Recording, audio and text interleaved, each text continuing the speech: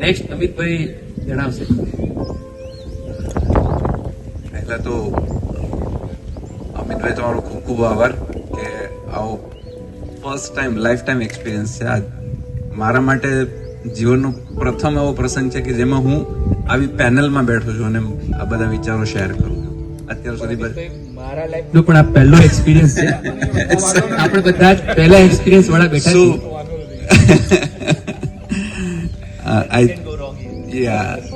Definitely અમારે એક ચર્ચા થતી હતી કે કઈ રીતે જશે. મેં કીધું ફ્લો ને એમને જ રાખીશું તો જેટલું બી નોર્મલ રાખીશું એટલું વધારે સારું પડશે અને બધા ઇન્ટરેક્ટ કરીશું એવી આપણને લાગે ક્વેશ્ચન. સો મારી પરિચય આપું તો મારું નામ અમિત ગિરધરલાલ વેગડ, માતાનું નામ નિર્મળાબેન. મારો જન્મ એનો ગર્વ લઈશ કે મારો જન્મ દ્વારિકામાં થયો છે અને દ્વારિકાની ગલીઓમાં જ નાનપણ કાઢ્યું છે. વેકેશન બધા જ લગભગ 5th સ્ટાન્ડર્ડ સુધી વેકેશનમાં ત્યાં જ એ દ્વારકા મંદિરની બાજુમાં જ મામાનું ઘર અને એની જે સવારની ધજા જે છે એનો પડછાયો સીધો ઘર ઉપર આવે અને સવારે ઉઠીએ એટલે નાના બાપા છે એ મિસરી લઈને આવતા મંદિરના પ્રસાદી. એટલે જે અત્યાર સુધીનો સૌથી આનંદ 42 વર્ષ થયા છે એમાં સૌથી આનંદની ક્ષણો ગણી. એમાંની સૌથી મોટામાં મોટી જે ક્ષણ કહેવાય ને તમારું બાળપણ. અને એવું બાળપણ તમે વિતાવ્યું હોય આવી જગ્યાઓમાં એટલે તમારું ઓબ્વિયસ છે કે કુદરત કયો, ભગવાન કહો કે કંઈ પણ કયો, પ્રકૃતિ કયો, એનો કોઈ તમારી સાથે એટેચમેન્ટ છે, દરેક વ્યક્તિની સાથે છે. પણ તમે એ એટેચમેન્ટ અથવા તમે મોમેન્ટ્સને કેપ્ચર કરો અને યાદ કરો તો તમારી સ્પેસિફિકલી જીવનની બધી મુશ્કેલીઓની સામે આ મોમેન્ટ્સ જ્યારે આવે ત્યારે યુ વિલ ફીલ ઓબ્લાઇટ કે યસ મારી પાસે આવું કંઈક છે, વિશેષ છે. નાનપણ ફાધરની જોબ સરકારી ગવર્મેન્ટ જોબ રહે અને ટ્રાન્સફરેબલ જોબ રહે એટલે હું મારું વતન નથી કહી શકતો કોઈને. કારણ કે કોઈ એમ પૂછે કે કયું વતન, તો કે પોરબંદર 5 વર્ષ રહ્યા, 3 વર્ષ કુતિયાણા રહ્યા, 6 વર્ષ દેવડા રહ્યા અને જુનાગઢ 20 વર્ષ રહ્યા. પણ હું તો 2 જ વર્ષ રહ્યો કારણ કે ત્યાં સુધી મેં 10th સ્ટાન્ડર્ડ કમ્પ્લીટ કરીને 11-12 ધોરણ કરીને પછી રાજકોટમાં બીકે મોદી ફાર્મસી કોલેજ 4 વર્ષ, 6th સ્ટાન્ડર્ડ થી 10th સ્ટાન્ડર્ડ સુધી નવોદયમાં ભણ્યો. એટલે બાળપણ 5મા ધોરણ પછી માતા પિતા સાથેનું કશું જ એટેચમેન્ટ નહીં. 11th 12thમાં આપણને બધાને ખબર છે એક રૂમમાં પુરાઈ રહ્યો એમ સાયન્સ લીધું હોય એટલે પછી ખાલી જમવા માટે થાળી આવે સવાર સાંજે. તમારી ઈચ્છા હોય તો મમ્મી પપ્પા કે ના ના ભણી લે હજુ 2 વર્ષ છે એટલે એવું નીકળ્યું. પછી કોલેજનો એક સમય રહ્યો કે નવા મિત્રો બન્યા, રાજકોટની અંદર રહ્યા અમે અને સાથે સાથે સ્વાધ્યાય પરિવાર યુવા કેન્દ્રનો એક્સપિરિયન્સ રહ્યો કે એની સાથે જ્યારે બી એ સમયની અંદર નવા મિત્રો બન્યા, સારા મિત્રો બન્યા, ખરાબ મિત્રો પણ બન્યા, પણ મિત્રો બન્યા ખરા અને એ બધા જ આજની તારીખમાં એટેચ છે. એની જ્યારે એનાલિસિસ કરીએ ત્યારે ખબર પડે કે આપણે કયા રસ્તા ઉપર છે અને એ બીજા કયા રસ્તા ઉપર છે. કોલેજ પૂરી કરી ફાઇનાન્શિયલી એટલું સ્ટ્રોંગ નહોતું પણ મારે એ કોલેજ સમયનો એક પ્રસંગ જરૂર કહું છું બધાની સાથે જ્યારે બી અમે બેઠા હોઈએ છીએ ત્યારે કે તમારા માતા પિતાનું તમારા જીવનની અંદર શું યોગદાન છે. કે માતાએ તમારી સાથે પહેલો ધબકારો, તમે તમારા હૃદયનો પહેલો ધબકારો તમારા માતાના પેટમાં હોય એટલે એના પછીનું બીજું કોઈ પણ ઋણ માતાએ જે કંઈ પણ કર્યું છે ને એ બધું ગૌણ થઈ જાય છે. આ સૌથી વિશેષમાં વિશેષ મારા માટે કોઈ પણ વાત હોય તો મેં મારો પહેલો ધબકાર ક્યાં લીધો તો કે માના ખોળા. પિતા માટેની વાત કરીએ તો સંસ્કાર દાતા પિતા એટલે પિતા શું કરે છે એ વસ્તુનો પ્રસંગ મારો કોલેજ સમયનો છે. 3rd યરની અંદર અમારે 18 દિવસની એક મોટી ટૂર કરવાની હતી. કોલેજમાં હોય એટલે બધા પોતપોતાની રીતે કે ઇન્ડસ્ટ્રીયલ ટૂર પણ જવાનું ફરવા માટે કે ભાઈ ચલો અહીંથી મુંબઈ જઈશું, ગોવા જઈશું, બેંગ્લોર જઈશું, હૈદરાબાદ જઈશું. 18 દિવસની આખી અમે 25 સ્ટુડન્ટ્સ અમે ટૂરમાં ગયા. પણ એનો ખર્ચો લગભગ 2002 માંથી 22 વર્ષ પહેલા આવતો હતો 10 થી 12 હજાર રૂપિયા. અને મને ખબર હતી કે ભાઈ ફાઇનાન્શિયલી આપણે એટલા સ્ટ્રોંગ નથી પણ પેલું કોલેજ સમયનો આવેગ હોય ને કે જવું છે એટલે જવું જ છે એમ. એટલે ફાધરને ફોર્સફુલી કીધું કે મારે તો જવું જ છે, તમે નહીં કહો તો હું મિત્રો પાસેથી ઉધાર પૈસા લઈને જઈશ ખરો એમ. એટલે પપ્પાએ બધી કોઈ પણ રીતે વ્યવસ્થા કરી આપી. હું ઇમોશનલ થઈ જાઉં છું જ્યારે બી પ્રસંગ કહું છું ને ત્યારે. એટલે કોલેજ ટૂર કરીને આવ્યા, પછી જયારે મેં વેકેશન પડે એટલે ઘરે જઈએ આપણે, એટલે એ જ વર્ષે હું ઘરે ગયો. ફાધરની જોડે ઓફિસે ક્યારેક ક્યારેક જતો, કારણ કે આવું જ વાતાવરણ વડે જુનાગઢની અંદર એમની ઓફિસ હતી સરસ મજાની, એટલે આપણે પ્રકૃતિ સાથે જોડાણ ખરું. અને એમના ખાસ મિત્ર એક છે આનંદભાઈ, એટલે આવી રીતે સહજતાથી બેઠા હતા ત્યારે વાત કરી કે શું ચાલે છે હમણાં ઘરમાં, કે કઈ રંગરોગાન ને બધું કઈ વિશેષ કરાવવાનું છે. એમણે સહજતાથી પૂછ્યું મને. કેમ? તો કે હમણાં તારા પપ્પાએ કે પીએફ માંથી પૈસા ઉપાડ્યા. હવે કોઈ પણ નોકરિયાત વ્યક્તિ માટે પીએફ જે છે તમે નોકરિયાત વ્યક્તિને પૂછો તો ખબર પડે કે શું છે. એટલે મેં ત્યારે લાઇટ થયેલ કે મારી ટૂર માટેના પૈસા એમણે પોતાનું પીએફ માંથી પૈસા ઉપાડીને આપ્યા. એ મારા માટેનું લાઈફ ટાઈમ એક્સપિરિયન્સ છે કે અત્યાર સુધી હું કંઈ પણ મારા કીધું ને કે માતા અને પિતા માટેની તમારી શું હોવી જોઈએ રિસ્પેક્ટ, શું સન્માન હોવું જોઈએ, આના વિશેષ બીજું કશું જ નથી. હું એવું માનું કે તમારા ગમે એટલા, અને મને અત્યાર સુધી પણ એક રન છે કે હું મારા પિતા સાથે જે બાપ દીકરા વચ્ચેનું જે કમ્યુનિકેશન જેટલું ટ્રાન્સપરન્સી હોવું જોઈએ એ હાલની તારીખમાં હું નથી કરી શક્યો. હું મારી લાગણીઓ એમને નથી વ્યક્ત કરી શક્યો. એટલે આઈ એમ સોરી, હું થોડુંક ઇમોશનલ થઈ જાઉં, પણ લાઈફની અંદર આ બે એક્સપિરિયન્સ એવા છે કે મારા માટે બહુ મોટું લર્નિંગ છે. પિતા માટે અને માતા માટેનું એ માતાએ જેટલા સંઘર્ષથી અમને ભણાયા છે, કારણ કે બંને બે ભાઈઓ છીએ, બંને ફાર્મસી લાઈનમાં છીએ અને બંને સારી જગ્યાએ સેટલ થયેલા છે. હું એક સારી કંપનીની અંદર બહુ સારી પોઝિશનમાં છું. આર્થિક રીતે કે ભૌતિક રીતે કોઈ તકલીફો નથી અત્યારે, અને એનું સેટિસ્ફેક્શન માતા પિતાને પણ છે કે અમારી મહેનત રંગ લાવી. ફેમિલીની વાત કરું, સામે બેઠા છે મારા પત્ની મીરા દેવી.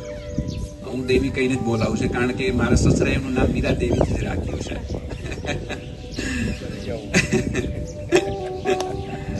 અને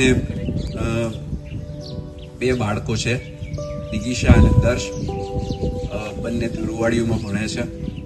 અને પહેલેથી જ નક્કી, અમે જ્યારે દિગીશાને મૂકવાની વાત થતી હતી એટલે બધા જ માતા પિતાનું અત્યારે શહેરની અંદર ઇંગ્લિશ મીડિયમની, અને કે ભાઈ શું થશે, નહીં તો ભણાવીશું નહીં તો શું થશે. એટલે હું વ્યક્તિગત રીતે પોતે કન્ફર્મ એટલે ફોર્મ હતો કે મારે તો માતૃભાષાની અંદર જ કરાવવું છે. પણ માતૃભાષામાં ભણવા માટે આજની સમયની અંદર શાળા એવો નથી કે શિક્ષકો એવા નથી કે તમારે જે આપણે ભણ્યા હતા શિક્ષક તરીકેનું જે માન હતું એવું માન આજની તારીખમાં જોવા નથી મળતું શાળાઓની અંદર. એટલે ખૂબ જ અસમંજસમાં હતો. અને અચાનક જ દિનેશભાઈનો સંપર્ક થયો કે ભાઈ આવું કંઈક કરે છે. એટલે મેં નક્કી કરી લીધું હતું કે ભાઈ મારે તો ત્યાં જ મૂકવાના છે.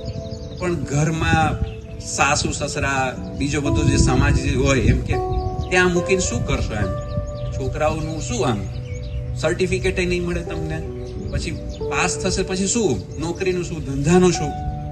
પણ એક વર્ષ જ ખાલી મૂક્યું. એટલે પછી દિગીશા મારી દીકરીની અંદર જે ડિફરન્સીસ આયા, મતલબ જોવા મળ્યું એમ, એટલે બધા જ હાલની તરફ એમ કહો દિગીશા અને દર્શનું બીજા બધાની કમ્પેરિઝનમાં જે તમે આચરણ જુઓ, સેલ્ફ ડિસિપ્લિન જુઓ, અનુશાસન જુઓ, ત્યારે એમ થાય કે નહીં ખરેખર સારી જગ્યાએ મૂક્યા છે. એમ ખરેખર ભગવાનના આપણે એમ કહેવાય ને ખૂબ જ કૃપાઓ છે મારા ઉપર કે સરસ મજાનું કુટુંબ મળ્યું છે. ભાઈ પણ અમદાવાદની અંદર જ સેટલ થયેલો છે, ફાર્મસી કોલેજની અંદર છે, નાનો ભાઈ છે, પીએચડી થયેલો છે. એના પણ પોતાના ઘણા બધા જીવનની અંદર ચડાવ ઉતારો છે. એ બી જ્યારે જોઈએ ત્યારે એક મોટા ભાઈ તરીકેની એમ કહેવાય ને સેટિસ્ફેક્શન રહે, કારણ કે ઘરની બધી જ જવાબદારીઓ મોટા તરીકેની નિભાવેલી છે. કે ભાઈને એડમિશન ફી માટેનું પોતાના પગારમાંથી એડમિશનની ફી ભરી હોય, અને એ જ ભાઈ અત્યારે એમ કે મેરેજમાં લગ્નની ચોળીમાં આમ ફરે, અને જયારે આશીર્વાદ લેવા માટે જયારે આવે ત્યારે એમ ચોધાર આંસુએ રડીને તમને ભેટી પડે કે ભાઈ તું હતો મારી સાથે, ત્યારે હું આ પોઝિશન ઉપર છું. સો જીવન ધન્ય લાગે, જીવન સફળ લાગે કે ભગવાનની ખરેખર ખૂબ જ કૃપા છે આપણા ઉપર. અને તમારી આજુબાજુનું જે કુટુંબ છે, તમારી સાથે જોડાયેલા જે વ્યક્તિઓ છે, કુટુંબ છે, મિત્ર છે, એ બધાની સાથે તમારી જવાબદારીઓ તરીકે નહીં, પણ એ તમારી સાથે શું કરે છે, તમારા માટે શું કરે છે, તમારા માટે શું સમર્પણ આપે છે, એ જ્યારે તમે વિચારશો ને ત્યારે એમના ઉપરનું ઋણ ચૂકવવાની કે આપણે ઋણ ક્યારે પણ પૂરું નહીં, આ જીવન તો નહીં જ કરી શકીએ, આવતા જન્મની અંદર પણ કરી શકીશું કે નહીં એ પ્રશ્ન છે. પણ મારી ફિલિંગ શેર કરવા માટે તમે એક પ્લેટફોર્મ આપ્યું, thank you very much. Raju તમને ઘણા સાંભળવાના છે અમારે. તમારો નેક્સ્ટ પ્રશ્ન છે, આપણે મિત સરને જીવન વિશે સાંભળીશું. એના પછી નેક્સ્ટ પ્રશ્ન છે તમારે 2 મિનિટમાં જવાબ આપવાનો છે કે 20 દિવસ ભગવાન તમારી ઘરમાં રહેવા આવે તો તમારું બિહેવિયર, તમારું વર્તન, તમારી લાગણીઓ કેવી હશે એ તમારે 2 મિનિટમાં જણાવવાનું છે.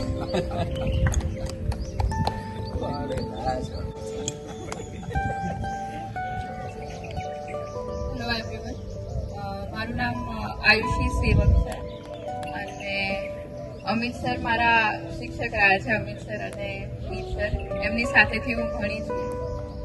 તો સૌથી પહેલા તો એના માટે થેન્ક યુ, અને સરને એના માટે બી થેન્ક યુ કે જ્યારે આ વિચાર તમે મારા સામે રાખ્યો હતો તો સૌથી પહેલો પ્રશ્ન મારો એમ હતો કે આઈડિયા તો સારો છે પણ મને શું જોઈને પસંદ કરી. કારણ કે જેમ બધાએ અહીંયા વાત કરી, બધા મારા કરતા બહુ મોટા છે, ઉંમરમાં પણ અને અનુભવમાં પણ અને સમજણમાં પણ, અને હું ઘણી નાની છું હજી. તો ઘણું બધું મારે હજી અનુભવવાનું છે અને આમાંથી શીખવાનું પણ છે અને શીખવાડવાનું પણ છે બીજાને. તો મને નહોતું લાગતું કે હું અહીંયા મતલબ આ પેનલમાં બેસવાને એટલી લાયક છું, પણ તો પણ થેન્ક યુ સર. મારો જન્મ અમદાવાદમાં જ થયો 2001માં, અને મારા માતા પિતાનું નામ જલ્પાબેન અને નિમેશ કુમાર. અમે એક બ્રાહ્મણ કુટુંબમાંથી બિલોંગ કરીએ છીએ, એટલે સભ્યતા અને સંસ્કાર અને જે પણ આપણી ધર્મને લગતી જે બી માન્યતાઓ છે એ બધી ઘરમાં પહેલેથી જ પાળવામાં આવે છે, પહેલેથી જ બહુ માનવામાં આવે છે કે અમુક નિયમો જીવનમાં હોવા જરૂરી છે, પણ અંધશ્રદ્ધાની રૂપે નહીં, એક ડિસિપ્લિન તરીકે કે એના થકી તમે આગળ કઈ રીતે વધી શકો છો, કે એ તમને ઇન્ડિવિજ્યુઅલ ગ્રોથમાં કઈ રીતે હેલ્પ કરી શકે છે. તો મમ્મી પપ્પાએ જેમ મેડમે કીધું એમ કે ઘરમાં બધી જાતની છૂટ છે, કોઈ જાતના રિસ્ટ્રિક્શન નથી કે આમ નહીં તેમ નહીં, અને ભણાવવામાં પણ એ લોકોનો ખૂબ જ સારો એવો ફાળો છે. પપ્પા મારા પ્રાઇવેટ જોબ કરે છે, એમની એક ફાર્માસ્યુટિકલ કંપનીમાં પ્રાઇવેટ જોબ છે, અને એ પોતે પણ સાયન્સના સ્ટુડન્ટ રહ્યા છે, એટલે એમની પણ ઈચ્છા હતી કે એમના છોકરાઓ પણ જો એ તરફ જાય તો વધારે સારું, અને એમણે અમારામાં એક કેલિબર જોયું તો અમને આગળ સપોર્ટ પણ કર્યો ભણાવવા માટે. અને મમ્મી મારા એક હાઉસવાઈફ છે, પણ મમ્મીનું એજ્યુકેશન પણ સારું રહ્યું છે. મમ્મી પણ એના સમયમાં જ્યારે જોબ કરતી ત્યારે ટીચર હતી એ, તો એ પણ ભણાવતી હતી. પણ મેરેજ થયા જ્યારે મમ્મી પપ્પાના, અને જે વાતો મેં મમ્મી પાસેથી સાંભળી છે એ મુજબ હું કહું છું કે મમ્મીએ પસંદ કર્યું ઘરમાં રહેવાનું, હાઉસવાઈફની પણ હાઉસ મેકર બનવાનું. કારણ કે એ લોકોના જ્યારે લગ્ન થયા હતા ત્યારે પરિસ્થિતિ એવી હતી કે ઘરમાં મારા પપ્પા એકલા રહેતા હતા, એક બેચલરનું ઘર હતું, જેવું અત્યારે આપણે જોઈએ છે એ એકચ્યુઅલી બેચલરનું જ ઘર હતું. એમાં કોઈ જ સુખ સુવિધા નહીં, કોઈ ગોઠવણી નહીં. તો જો કોઈ બહારથી આવે તો એને એવું લાગે કે ખબર પડી જાય એમ કે આ ઘરમાં કોઈ લેડીઝ નથી. તો મમ્મીએ કામ કર્યું હોમ મેકરનું, અને એણે પપ્પાને પણ બનાવ્યા, ઘરને પણ બનાવ્યું અને અમને લોકોને પણ બનાવ્યા. મમ્મી પપ્પાએ સારી સ્કૂલમાં ભણવા મૂક્યા, સારું શિક્ષણ આપ્યું, અને પહેલેથી જ એવો આગ્રહ રાખ્યો કે જે પણ કંઈ સારું છે જે અમે આપી શકીએ છીએ અમારી ક્ષમતા પ્રમાણે એ બધું જ અમે તમને પ્રોવાઈડ કરીશું. ક્યારે એમાં કોઈ બાંધછોડ નહીં કરીએ એમ કે, અને જેમાં પણ તમારું મન હશે, જેમ થૂકવામાં નહીં આવે કે તમે આ જ કરો, પણ જો તમે કંઈક ખોટું કરતા હશો અને એવું લાગતું હશે કે ના આમાં કંઈક બદલવા જેવું છે તો એ અમને પહેલેથી સમજાવવામાં આવ્યું છે.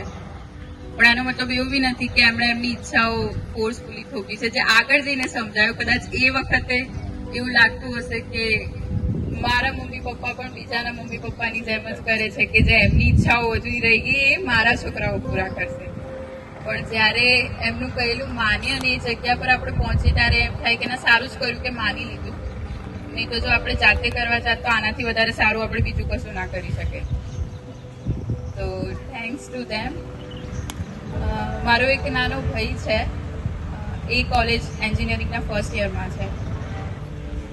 તો ઘણું સારું રહ્યું અત્યાર સુધીનું જીવન. તો મમ્મી પપ્પાએ બધી જ સુખ સગવડ આપી છે અને જેટલું પણ અમારી માટે જરૂરી છે એ બધું જ અમને પ્રોવાઈડ કર્યું છે. મેં મારું એન્જિનિયરિંગ પૂરું કર્યું 2 વર્ષ પહેલાં. લાસ્ટ યર 1 વર્ષ હું અમદાવાદ ઇસરોમાં સ્પેસ એપ્લિકેશન સેન્ટરમાં કામ કરું છું. તો એ અનુભવ ઘણો સારો રહ્યો. જેમ સરે કીધું એમ કે પહેલાં પણ કીધું કે 10મા પછી આપણે એવું વિચારતા હોઈએ કે જે પ્રમાણે આપણું રિઝલ્ટ હશે એ પ્રમાણે આગળ આપણે પસંદ કરીશું. પછી 12મું પૂરું થઈ જાય પછી આપણે એવું વિચારીએ કે જેવું માર્કેટમાં ટ્રેન્ડ હશે, શું ચાલે છે, કે શેમાં આગળ આપણું કરિયર બની જશે, તો એ પ્રમાણે આપણે બી કરી લઈશું કંઈક. તો એવી રીતે મેં બી વિચાર્યું હતું કે હું કમ્પ્યુટર એન્જિનિયર, મારા પપ્પાની ઈચ્છા હતી, મારી બિલકુલ નથી. કારણ કે 11-12 ભણ્યા પછી એટલી તો ખબર પડી ગઈ હતી કે મારે કંઈક કરવું છે, પણ બધા કરતાં કંઈક અલગ કરવું છે. મેં લીધું ઇન્ફોર્મેશન ટેકનોલોજી. તો સેમ જેમ મેં કીધું એમ પપ્પાનો એ જ વિચાર હતો ને એમનું પણ એ જ વિઝન હતું કે હવેનો જમાનો મતલબ ટેકનોલોજીથી ભરપૂર છે, તો તું પણ એવું કર કે જેનાથી કરીને તું પણ એવું ના થઈ જાય કે પાછળ રહી જાય. તો એટલા માટે મારી બિલકુલ ઈચ્છા નથી, હું ફર્સ્ટલી કહી દઉં અને હું હજી પણ કહું છું. પણ ઠીક છે, એ બી થયું એ સારું જ થયું, તો હું ખુશ છું અત્યારે.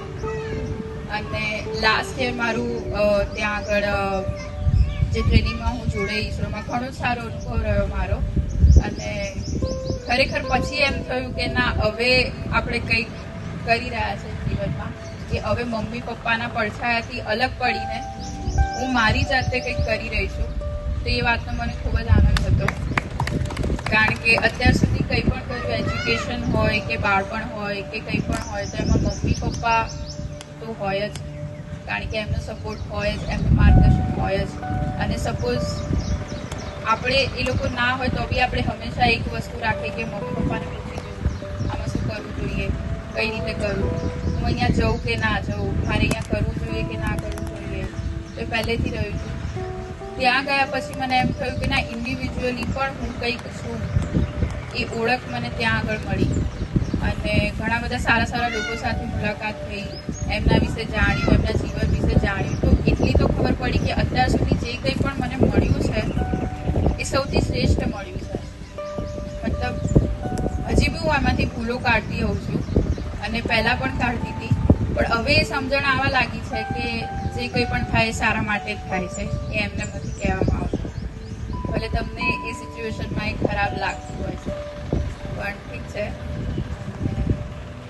બસ જે કંઈ પણ છે અત્યાર સુધીની તો જેટલી પણ મારો જે પણ જીવન નીકળ્યું, મારા મમ્મી પપ્પા, એમની વાતો, એમના સંસ્કારો, એની આજુબાજુ જ રહ્યું છે. કારણ કે મારી મમ્મી પણ સ્વાધ્યાય પરિવારમાં જોડાયેલી છે, એટલે એ જે વિચારો અને એ જે છે એનું સિંચન એણે બાળપણથી જ અમારામાં કર્યું છે. અને એ વસ્તુ મારા મોસાળ પક્ષ તરફમાં પણ બહુ છે કે ધાર્મિકતા અને શ્રદ્ધા ને એ બધું ત્યાંથી જ આવે છે અમારા ઘરમાં. અને પપ્પાનું ફેમિલી બ્રાહ્મણ હતું, પણ ખરેખર કહું તો પપ્પાને બી પૂજા કઈ રીતે કરવી, એ ભગવાન સાથે કઈ રીતે વાર્તાલાપ કરવો, એ મમ્મીએ જ શીખવાડ્યું. તો મમ્મી હું કહું તો અમારા દરેકના જીવનમાં એક સેન્ટર પોઈન્ટ છે કે જેની આજુબાજુ અમે બધા જ રમતા હોઈએ છીએ. તો એ ઘરમાં ના હોય તો તરત બધા ઊંચા નીચા થઈ જાય કે મમ્મી છે ક્યાં, ભલે એનું કંઈ કામ ના હોય તો પણ મમ્મી સામે બેઠેલી હોવી જોઈએ કે મમ્મી છે. બસ બીજું તો કંઈ કહેવા જેવું નથી સર.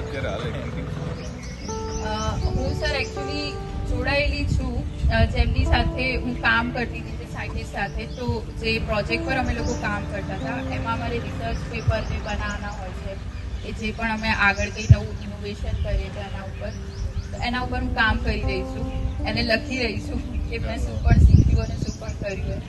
તો બસ એ ચાલે છે. અને આગળ મારી ઈચ્છા છે કે જેમ મારા મમ્મી પપ્પાએ વિચાર્યું છે, જેમ મેં વિચાર્યું હતું એના કરતાં પણ વધારે સારું જીવન એમણે મને આપ્યું. તો હવે મારી ઈચ્છા છે કે મમ્મી પપ્પાએ વિચાર્યું છે એના કરતાં વધારે સારું હું એમને કંઈક આપું. આપણે વત્સલને સાંભળીએ એની પહેલા આયુષને એક પ્રશ્ન છે. જો જન્મ એક મેલ તરીકે થયો હોય, મેલ તરીકે જન્મ થયો હોય તો આ જીવનમાં શું એવું છે કે જે સ્ત્રી તરીકે અથવા તો ફિમેલ તરીકે થયો છે એને બદલવા માંગે? પહેલા તો બધાને નમસ્કાર ને જય શ્રી રામ. મારું નામ વત્સલ મંજુલાબેન અજયકુમાર લબાના છે અને મારો જન્મ 2002માં અહીંયા અમદાવાદમાં થયો હતો. તો આમ મારું મૂળ વતન દાહોદનું છે. અમારું મૂળ ગામ દાહોદ, પણ મારા દાદા એ વખતે જેટલા સાહસિક હતા એટલે 60 વર્ષ પહેલા જ અમદાવાદમાં આવી ગયા હતા. 1960માં ખરા અમદાવાદમાં આવીને એમણે અહીંયા જ વસવાટ કર્યો હતો. ત્યારે મિલ મજૂર તરીકે એમણે શરૂઆત કરી હતી મારા દાદાએ પહેલાં તો, અને ધીરે ધીરે એટલા આગળ વધતા ગયા. મિલ મજૂરમાંથી આગળ વધ્યા. તે વખતે 64 મિલો હતી લગભગ અમદાવાદમાં, તો એ 4 ખાતાના હેડ બની ગયા હતા. એ વખતે મારા દાદા એ વખતે ખાસી મજૂરી કરી. હવે મારા દાદાનો એક જ નિયમ હતો પહેલેથી કે આપણે નીતિવાન જ રહેવાનું છે. ગમે તે થાય આપણે 1 રૂપિયા બી કોઈનો ખોટો જોઈતો નથી. એવા જ સંસ્કાર પછી મારા ફાધરમાં આવ્યા. મારા મમ્મી પપ્પા બી પહેલાં થોડી પરિસ્થિતિ સારી હતી, પછી ખરાબ થઈ ઘણી બધી. જ્યારે મારા દાદાનો એક નિયમ હતો કે ત્યારે 1 રૂપિયો લેવાનો નથી, એટલે એ મજૂરીમાં જ જીવતા હતા. ભલે ખાતાના હેડ બન્યા પણ એનો એ મતલબ નથી કે રૂપિયા બની જાય. એટલે એ વખતથી જ મજૂરીમાં જીવતા હતા. એવું જ મારા ફાધરને ને મારા મોટા બાપાને ને બધાને એવી જ પરિસ્થિતિ આવી. તો એક વખત હું મારા ફાધર સાથે બેઠો હતો, તો આમ જ અમારી ચર્ચા થતી હતી. તો મેં કીધું પપ્પા તમે કેટલા કામ કરે એ તો કહો એમ. કારણ કે પપ્પા કે મેં આ કર્યું આ કર્યું આ કર્યું. મેં કીધું એકવાર આપણે લિસ્ટ બનાવીએ. મેં કીધું તમે કેટલા કામ કર્યા? તો મેં મારા ફાધરે લિસ્ટ બનાવ્યું. તો હમણાં અત્યાર સુધી 26 કામો બદલ્યા હતા. 26 કામો. એટલે નાનપણથી કે અમે સાયકલ પર દૂધ વેચવા જતા હતા, કદીક કરિયાણું વેચ્યું, કદીક પતંગ વેચ્યા, કદીક ઇનામવાળી રમતો રમાડી, તો પછી કદીક નોકરી કરી, પછી કોમ્પ્યુટર ક્લાસમાં કામ કર્યું, કદીક ઈસરોમાં બી કામ કર્યું. એ વખતે ઈસરોમાંથી જ એમને એમના પાર્ટનર મળ્યા હતા કોમ્પ્યુટર ક્લાસ માટે. એ વખતે અમદાવાદમાં 4 જ કોમ્પ્યુટર ક્લાસ હતા. એમાં એમનું એક કોમ્પ્યુટર ક્લાસ હતું. અને એમાં મારા મધરનો બી બહુ મોટો સપોર્ટ રહ્યો હતો. કારણ કે મારા મધર છે ને એમની લગ્ન છે ને 14 વર્ષે થઈ ગયા. મારા મધર 14 વર્ષના હતા ત્યારે એમાં લગ્ન થઈ ગયા. અને મારા મમ્મી એકદમ ગામડાની હતી એ વખતે. એ કે મને કોઈ ભણાવતું નહોતું, તો કે હું ચોપડી લઈને કે ખેતરમાં જતી રહેતી હતી, ઢોલ ચલાવતા ભણતી હતી. કે એના પરથી એને પીટીસી કર્યું આગળ. અને પીટીસી કરવામાં પણ કોનો હાથ? કે મારા દાદાનો. મારા દાદાના પહેલેથી ઉચ્ચ વિચારો. કોઈ ભણાવતું નહોતું અમારા સમાજમાં, પણ મારા દાદા કે ના, કે છોકરી આવી છે ઘરમાં તો એને ભણાવવી પડે. અને મારા દાદાએ મારા બંને ફોઈઓને પણ ભણાવ્યા અને એમને ટીચર બનાવ્યા. એ સમાજમાં પહેલા ટીચર હતા ને અમારા સમાજમાં, જો કોઈ પહેલા ટીચર હતા તો મારા ફોઈ હતા. એમાં પણ મારા દાદાનો જ હાથ છે કે ના, મારા દાદાના પહેલેથી ઉચ્ચ વિચાર હતા કે ના, કે કોઈ બી હોય તો છોકરીઓને તો આપણે આગળ ભણાવવાની જ છે. તો એમણે મારા મમ્મીને પણ ભણાવ્યા. તો મારા પપ્પા એ વખતે કોમ્પ્યુટર ક્લાસ જોરદાર ચાલતા હતા, કે 4 જ કોમ્પ્યુટર ક્લાસ હતા અમદાવાદમાં. અને કે આખી રાત 24 કલાક આ કામ ચાલતું, કે બધા ચેક ક્લિયરિંગ આવે, શેર માર્કેટના આ તે, તો બધું અમારા ઘેર ચાલતું. તો 24 કલાક કામ તો કે આપણે એમને ભણાવવા નથી મધરને એમ. મારા પપ્પા એવું કહેતા એમ કે આપણે કામ સારું તો ચાલે છે. તો પણ મારા દાદા કે ના, ભણાવવાની તો ખરી છોકરીને, કાલનો વખત કોને કેવો જોઈએ એ ખબર ના હોય એમ. તો કે ના, તો પછી મારા પપ્પા પણ આમ સમજદાર તો હતા જ, એટલે એમણે કીધું કે ના, ભણાવીએ આપણે. અને પછી આ હર્ષદ મહેતા વાળું કૌભાંડ ને બધું આવ્યું તો બધું કામ ઠપ થઈ ગયું. પાછું જે ઉપર ચડેલા હતા એ વખતેથી બધું 0 આવી ગયું. જે હતું કંઈ જ નહોતું. પછી ખાલી ઘરમાં અમે જે રહેતા હતા દાદાનું ઘરે જ હતું. પછી એમણે ધીરે ધીરે પાછી 10,000ની 5,000ની એવી જોબોમાં ચાલુ કર્યું. મતલબ એ વખતે તો ઓછા રૂપિયા હતા. તો હું જ્યારથી સમજતો ત્યારે મને ખબર પડી. એમાંથી અમને ચાલુ કર્યું ધીરે ધીરે. અને મારી મમ્મી પણ પછી ધીરે ધીરે ટીચરની જોબમાં લાગી ગઈ. તો 1999માં મારા મમ્મીને ટીચરની સરકારી જોબ લાગી ગઈ.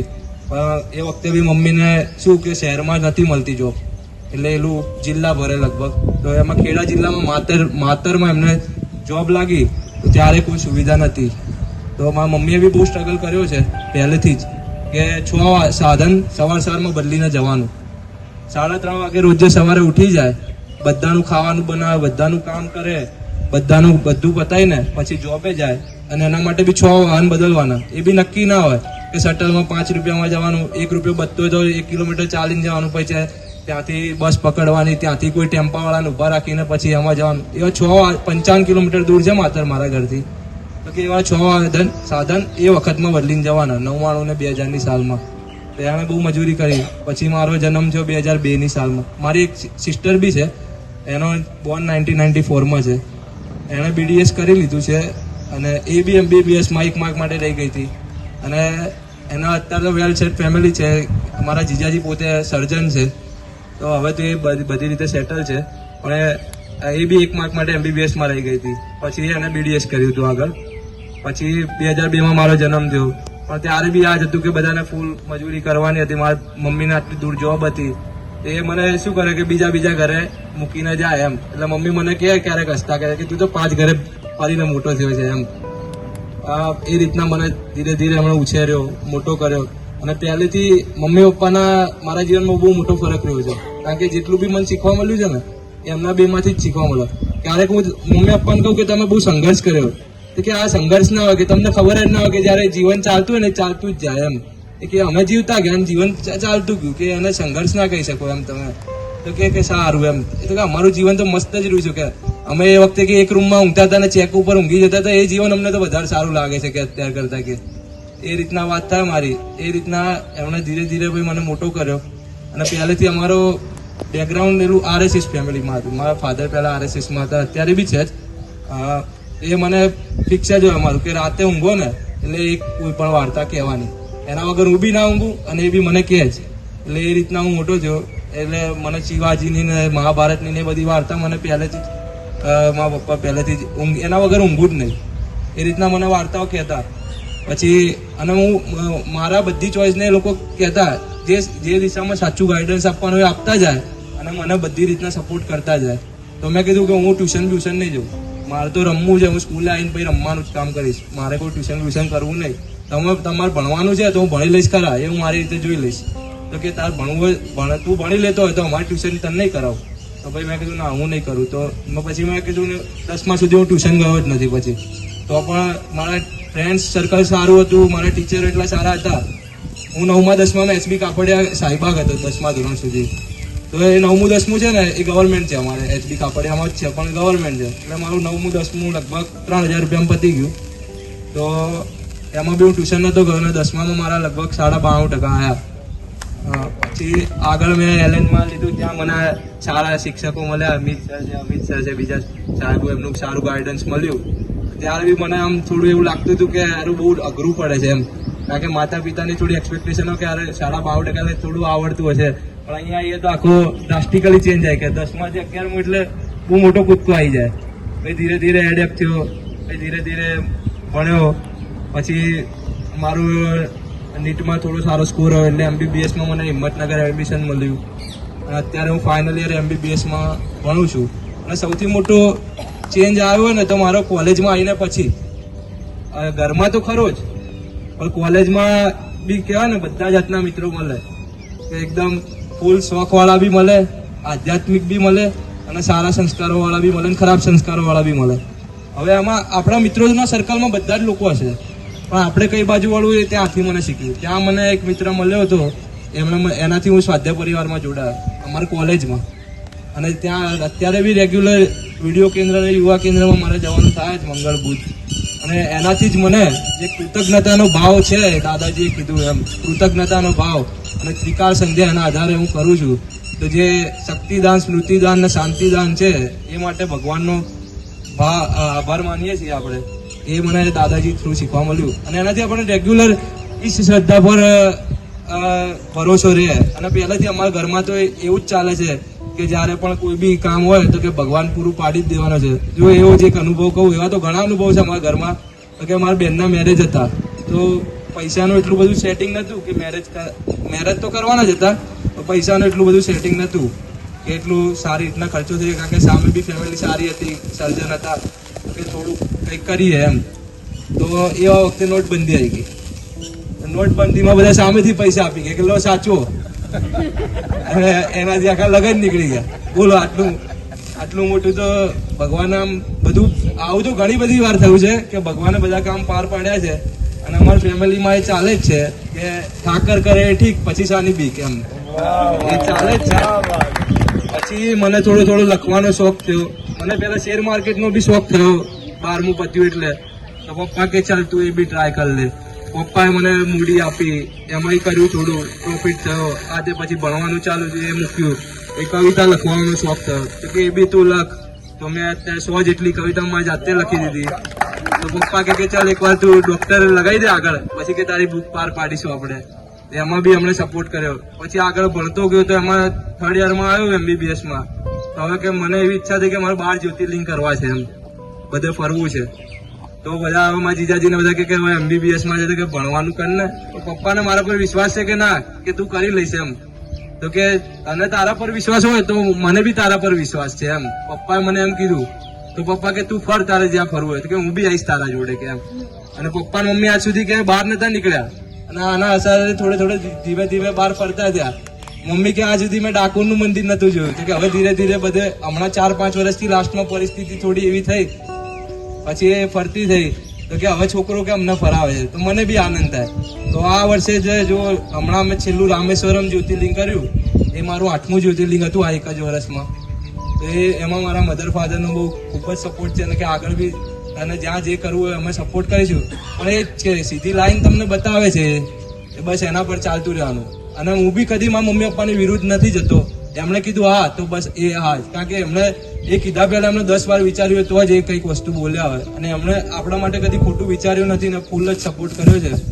એ બદલ હું તો ખૂબ જ કૃતજ્ઞ છું અમારા મમ્મી પપ્પાનો અને ભગવાનનો. અને સાથે જે સારા અમારા ગુરુજી મને બધા મળ્યા છે, અને બધા શિક્ષકો મળ્યા છે. આજે મને અહીંયા મોકો આવ્યો છે. કેટલા બધા અનુભવી લોકો અહીંયા સાથે બેઠા છે, એમને જાણવાનો મોકો મળ્યો છે. એ બદલ એમનો બી હું ખૂબ આભાર માનું છું. વત્સલને આપણે નેક્સ્ટ વીકને વિનંતી કરી. એને પેલા વત્સલને ક્વેશ્ચન પૂછીએ કે અત્યારે કોઈ વસ્તુની એડવર્ટાઇઝમેન્ટ કરવી કે કઈ વસ્તુની એડવર્ટાઇઝમેન્ટ કરીએ તારે કરવાની છે, અને શા માટે એ જ વસ્તુને એડવર્ટાઇઝ કરવી, એ 2 મિનિટમાં પછી જવાબ.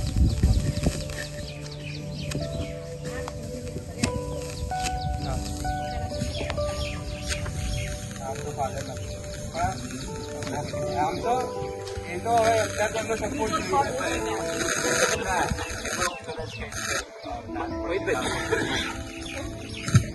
એમાં હું કહીશ કે આપણે બધા કે ને કે આપણા પૈસે તો આપણી ખાલી જરૂરિયાતો પૂરી થાય, શોખ મમ્મી પપ્પાના પૈસાથી જ પૂરા થાય.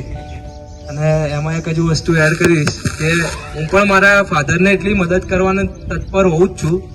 અને જ્યારે 5મું ધોરણ હતું ને, સ્વાઇન ફ્લુ હતું, ત્યારે મારા ફાધરનો માસ્કનો બિઝનેસ હતો. હું બી સ્કૂલમાં છે ને માસ્ક લઈ જતો. તો એ મારી પહેલી ઇન્કમ હતી. ત્યારે મેં 5000 રૂપિયા કમાયા હતા એમાંથી 5મા ધોરણમાં. અને આ આગળ 10મા ધોરણ પછી ત્યારે શું આવતું હતું કે બધી જગ્યાએ ચેક કરવાના વિડીયો, 12મા ધોરણના કે બધાના પરીક્ષાના વિડીયો ને ગુજરાત યુનિવર્સિટીમાં ચેક કરવા. તો ત્યારે બી જતો. તો એ મારી બીજી ઇન્કમ હતી. ત્યારે બી હું 5 થી 6000 રૂપિયા કમાયો હતો 10માના વેકેશનમાં. પછી 12મા પછી મેં શેર માર્કેટ કર્યું હતું. એમાં શરૂઆતમાં મને ફાયદો થયો હતો, અને ઓવરઓલ બી ફાયદામાં જ છું અત્યારે બી. તો એ મારી ત્રીજી ઇન્કમ હતી. અને 12મા પછી જ મેં પપ્પાને સજેસ્ટ કર્યું હતું કે પપ્પા ઇન્સ્યોરન્સનું કામ કરે છે હાલમાં, અને નિવૃત્ત એ પાર્ટ ટાઈમ કરે 2 કલાક જેવું, અને બાકી RSSમાં સમય વધારે ગાળે છે. તો 12મા પછી બી જ્યારે એમનું મેક્સ લાઈફ ઇન્સ્યોરન્સનું કામ હતું, તો મેં પપ્પાને સજેસ્ટ કર્યું હતું કે હું LIC નો કોડ લઈ લઉં. એટલે મેં મારા નામે LIC નો કોડ લીધો, LIC ની પરીક્ષા આપી હતી. અને એમાં અત્યારે જો ફાધરની ઇન્કમ કરતા વધારે ને તે મારા નામે આવી ગઈ એમને.